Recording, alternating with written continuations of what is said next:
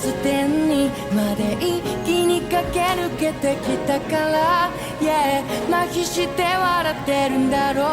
あの日々の痛みも過去だから、多分自分を敵に回した。それは強いようで脆いから、yeah、自分を味方につけた。僕は誰より強くなるはずさ。今